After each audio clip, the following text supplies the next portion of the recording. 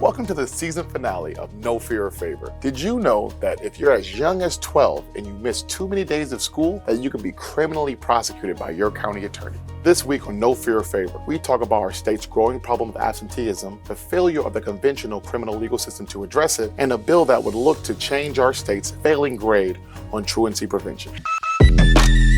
Hello, I'm Jamel Lundy, the Intergovernmental Relations Manager for the Hennepin County Attorney's Office, fancy word for lobbyists. I served in Minnesota House of Representatives for almost 10 years. Hennepin County is the largest county in the state of Minnesota, and the Hennepin County Attorney's Office handles almost half of the state's criminal prosecutions. Follow me as I follow the action at the Capitol with No Fear or Favor.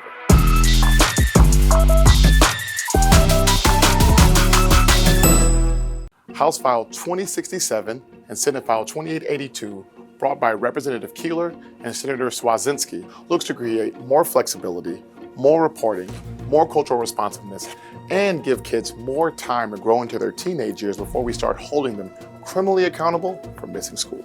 Don't use the word crisis lightly, but we have an attendance crisis in Minnesota.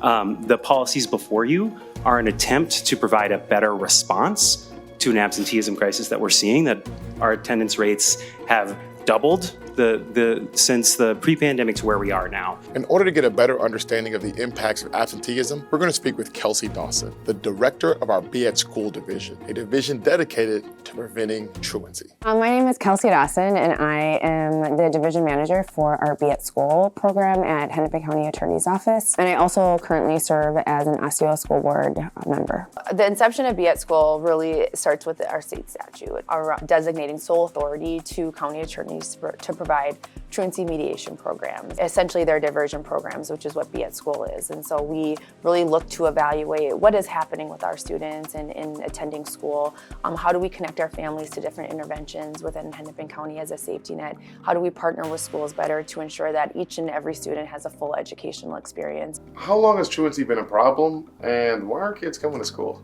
It was recognized decades ago that the root causes of truancy really go beyond what the court system can address. The students' experience and their families, it goes beyond a student, right? It's what the health is of the family in terms of just housing instability, or it could be transportation, it could be mental health, bullying happening, domestic abuse. It leads into that school to prison pipeline. And so what we're really trying to do is to work with our partners, which are our school districts, charter schools, our families and our community, to really come together to say, like, how do we address in a holistic way our kids so they have that sense of belonging in their schools, but then outside of the walls as a county, we can come in with that safety net to support their needs. What are the impacts of kids not coming to school? You know, I think that we're really starting to unearth what those impacts are.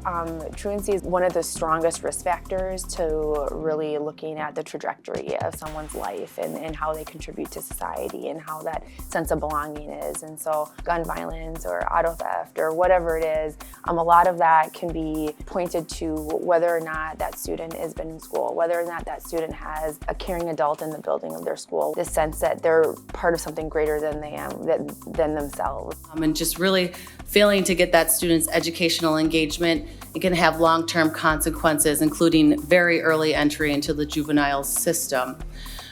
Revisiting these statutes to better reflect the needs of students can lead to more appropriate, compassionate, and less punitive approaches to address the underlying barriers of truancy.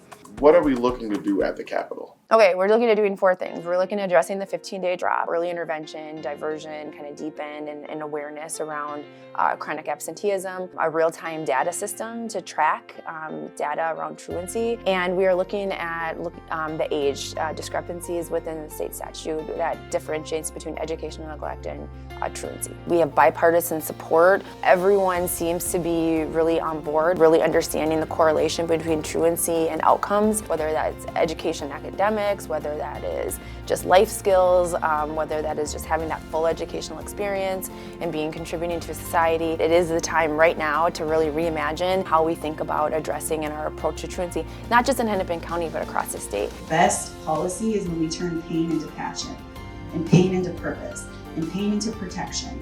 Right? Like, that's where the core of when we do this good work happens. Like, it's crazy what you can do if you give a kid the opportunity to like have their voice be part of the solution. We have been working alongside Representative Keeler, Representative Bakeberg. They've launched this last year a truancy work group at the legislature, and we have been fully engaged in that. We've provided a lot of testimony. We've been lessons learned from us, and so we've been really building off of their work and their success in those conversations. If you'd like to see House File 2067 and Senate File 2882 brought by Representative Keeler and Chair Swedzinski passed into law, or you'd like to support truancy prevention efforts, please feel free to reach out to their offices or mine in the descriptions below.